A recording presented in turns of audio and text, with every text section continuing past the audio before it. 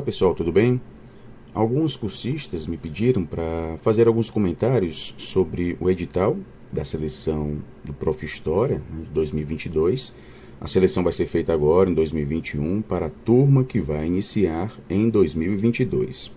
Então eu selecionei aqui alguns pontos, né, do edital, os principais pontos, obviamente. Isso não tira a importância de você ver, né, o edital na íntegra, acessar os outros materiais também, como por exemplo o arquivo que traz o número de vagas, né, e as instituições associadas que oferecem essas vagas, o documento que também nos traz o calendário do processo seletivo. Então, apesar de eu trazer aqui algumas informações sobre essa seleção, né, é muito importante que vocês acessem o edital, né, leiam na íntegra, tá bom?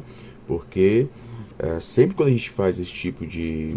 que a gente participa desse tipo de seleção, né, o mesmo concurso público, é muito importante que a gente leia, né, todo o edital, né, para saber conhecer bem as etapas da seleção e, obviamente, saber se nós nos enquadramos ou não nos critérios, né, para justamente entrar no mestrado, tá bom? Então vou falar aqui um pouco sobre as principais informações presentes no edital.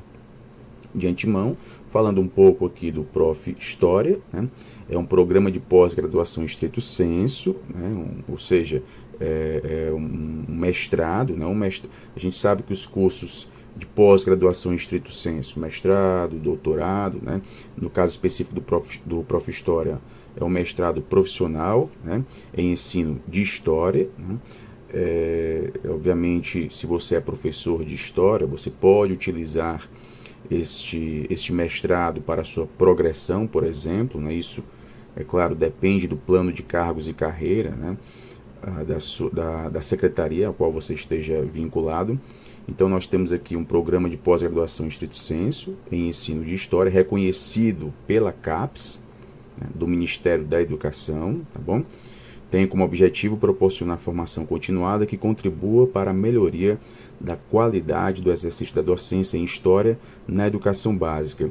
Então, as pesquisas que são desenvolvidas no âmbito do Prof. História, né, elas estão voltadas para o ensino de História. Então, ela tem esse aspecto mais aplicado, né, das pesquisas que são desenvolvidas.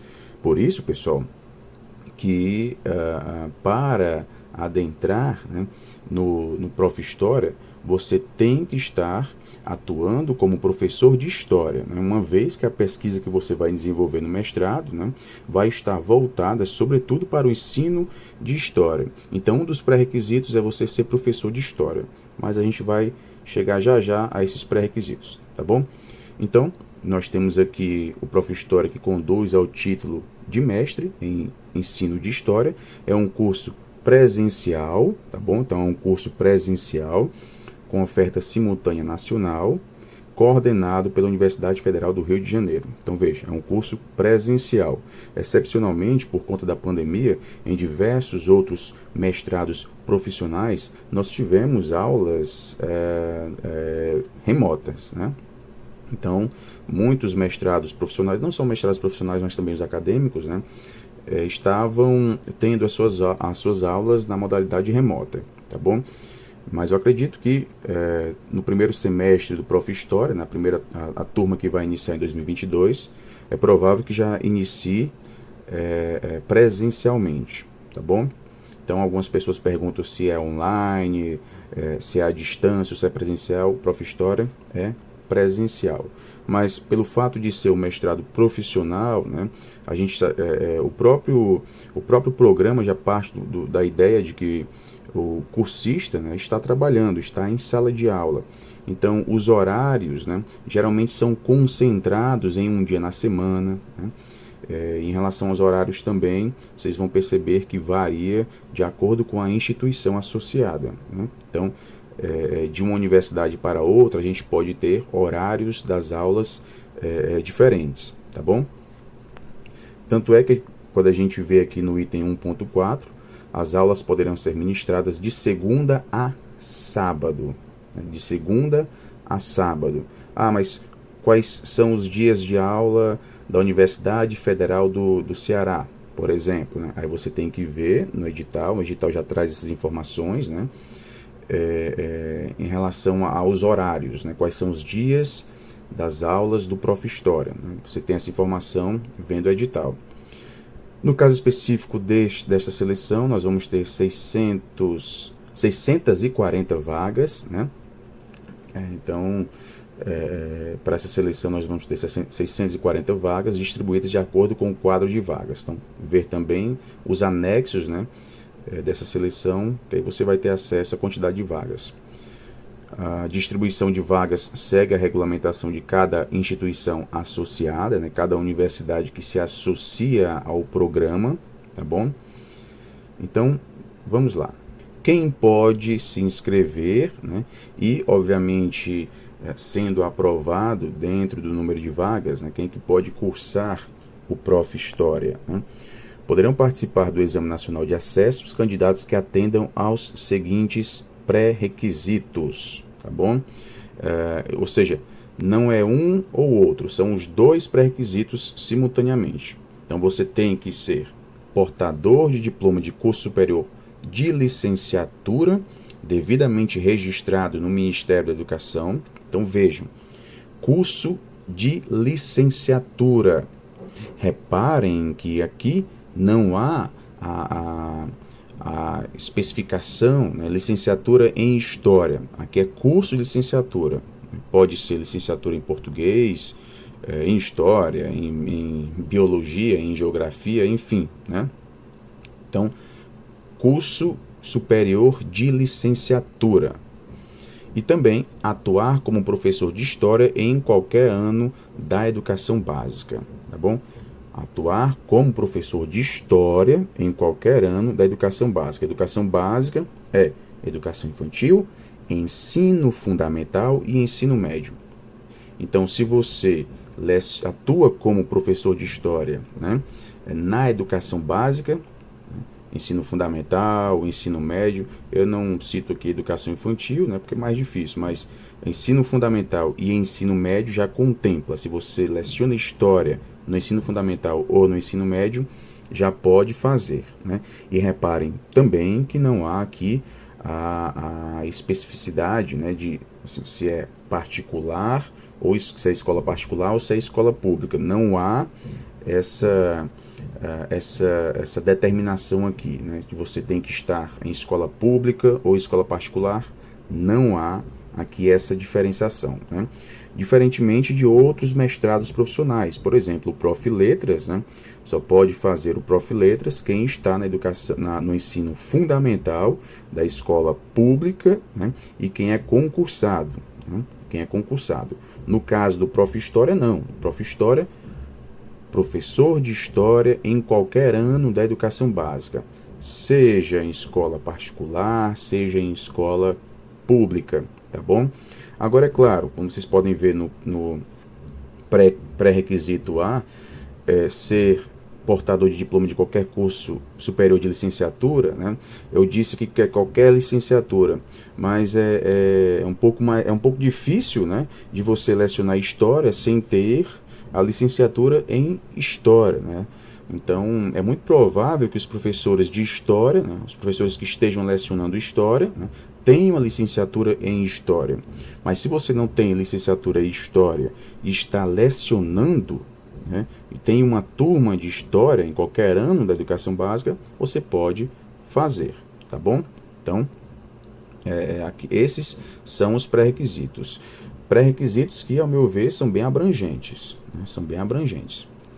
Em relação às inscrições, né, para realizar a inscrição, o candidato deverá, no período indicado no calendário, adotar os seguintes procedimentos: acessar o endereço que consta no edital, né, ter ciência das normas do edital, fazer a leitura do edital, preencher as instruções específicas que estão disponíveis no requerimento de inscrição, optar por uma das instituições que são associadas, né, instituições de ensino superior, né, optar por uma universidade que esteja ofertando aí a turma do Prof.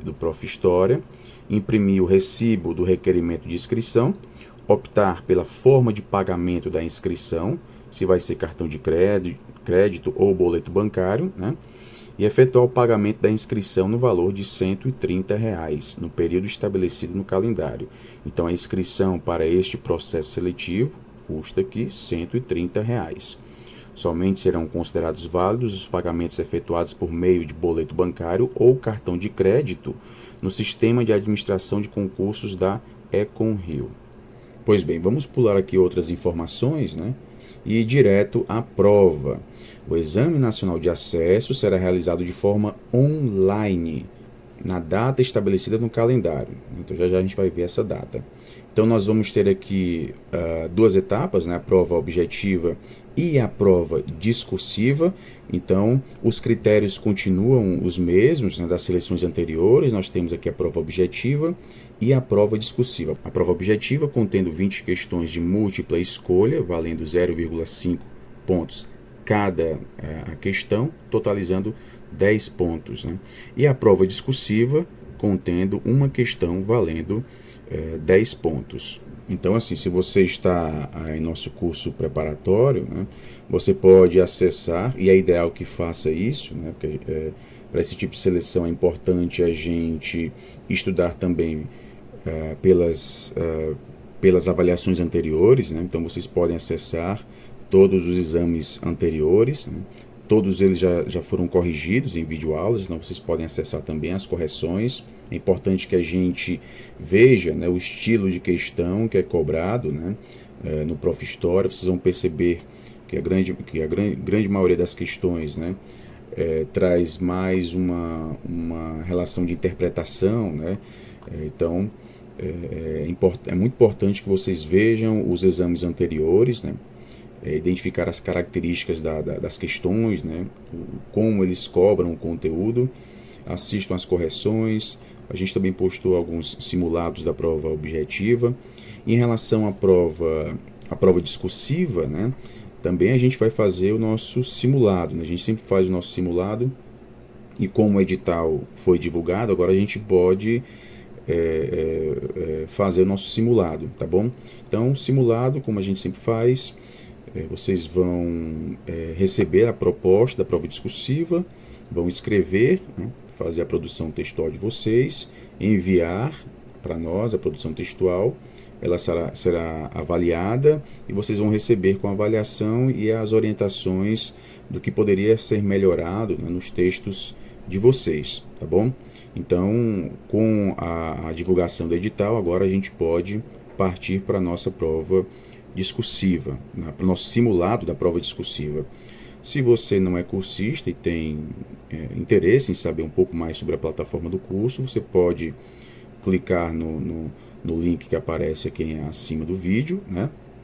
Ou mesmo na descrição desse vídeo, e você vai poder conhecer um pouco sobre a plataforma do nosso curso preparatório, tá bom? Então nós temos aqui essas duas etapas, a prova objetiva e a prova discursiva, e como já consta aqui, né, vai ser feita de forma online. As provas serão realizadas de forma online, na data estabelecida no anexo, né, terão duração de 4 horas e com início às 9 horas, horário de Brasília. E é claro, para a gente que vai fazer a prova online, é muito importante que a gente atenda, né, aos requisitos básicos para acessar essa prova. Ser administrador da máquina, né, ou seja, o computador ser seu mesmo, sistema operacional Windows 7 ou superior, conexão de internet 10 megabytes, né, ou superior. É recomendado ao menos 1 GB de RAM livre para execução da aplicação, teclado português, webcam e microfone em perfeito estado de funcionamento. É importante que estejam aqui em perfeito estado de funcionamento. Por quê, pessoal? Porque as imagens vão ser captadas durante a prova. A gente vai ter fiscais remotos durante a prova, né? Então, durante a prova, você vai ter de estar, né, com um documento de identificação com foto, porque ele pode ser pedido na hora, né, para saber se de fato quem está fazendo a prova é a pessoa ali que se inscreveu.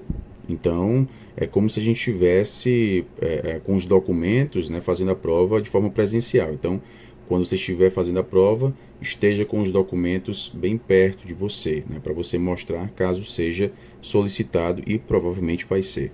O ambiente onde o candidato estiver acomodado para a realização da prova deve ser considerado como uma sala de provas durante todo o momento da duração do exame, não devendo ninguém falar com o candidato, estar próximo ao candidato, né, ou emitir ruídos. Água, chocolates e outros alimentos adequados devem estar próximos ao candidato a fim de evitar deslocamentos, né? Mesmo simular mesmo, né, o espaço físico da prova, né, assim, de onde a gente faz as provas. Então, um quarto fechado, né, fecha o quarto.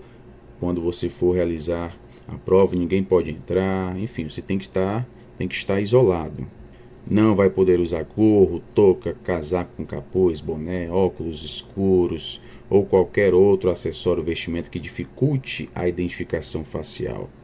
O candidato deve se vestir adequadamente para a realização da prova, sendo passível de desclassificação se não observar essa regra. Então, se você estiver de camiseta ou apenas com roupas íntimas, por exemplo, toda a prova será gravada em áudio e vídeo e, juntamente com isso, né, a tela do computador também será monitorada simultaneamente. Durante o período de realização da prova, não é permitida a consulta à internet ou a outras fontes de informação. Então, nós temos aqui também outras informações sobre esse dia da prova, né? É importante que vocês também façam a leitura aqui do que consta no edital. Somente terão a prova discursiva corrigida os candidatos que obtiverem um mínimo de 60% de acerto das questões válidas da prova objetiva, né? Então, se a prova tem 20 questões, né, 60% de 20 questões equivale aqui a 12 questões, né? Então, você tem que acertar no mínimo 12 questões das questões válidas, né? Porque pode acontecer de, por exemplo, 20 questões, né? Quando é divulgado o gabarito, há recursos, pode ser que uma questão seja anulada, né? Então, esse 60% não vai ser mais em cima de 20 questões, mas sim em cima de 19 questões. Então, 60% de acertos das questões válidas, tá bom? E também estiverem inseridos no grupo correspondente a 4 vezes o número de vagas destinadas à instituição escolhida pelo candidato, né? Então, por exemplo, se a instituição ofertou ali 20 vagas e você acertou 12 questões, né? Aí você tem que ver se com essa pontuação, né, se com essas 12 questões acertadas, você está dentro de 4 vezes o número de vagas. Então, se são 20 vagas, multiplica por 4, dá 80, né? Então, você deve estar dentro desses 80 que passaram para a segunda fase. Então, você só vai ter a prova discursiva corrigida se atingir aqui esses pré-requisitos. E se tiver empate, né, todos os candidatos empatados vão passar para a segunda fase. Então, candidatos empatados não vão ser eliminados, eles passam para a fase seguinte. Então, se você não obtiver o mínimo de 60% de acertos da prova objetiva, você vai estar eliminado. Se na prova discursiva você não obtiver aqui a nota igual ou superior a 7, você também vai estar eliminado. Então, a nota mínima aqui é 7. Você não pode tirar menos de 7 na prova discursiva. E na nota final, né, somando a prova discursiva com a prova objetiva e dividindo, né, você não pode ter menos de 7. Pois bem, pessoal, em relação ao calendário, né, do processo seletivo, o período de inscrição, né, vai de 10 de setembro a 27 de outubro, né, acessando aqui o link, né, e o pagamento da inscrição pode ser feito no período de 10 de setembro a 28 de outubro. A prova será aplicada no dia 7 de novembro. A divulgação do gabarito está prevista para ocorrer no mesmo dia, às 8 horas. E a gente vai ter aqui a divulgação da classificação final no dia 3 de dezembro. Ok, pessoal? Essas são as datas.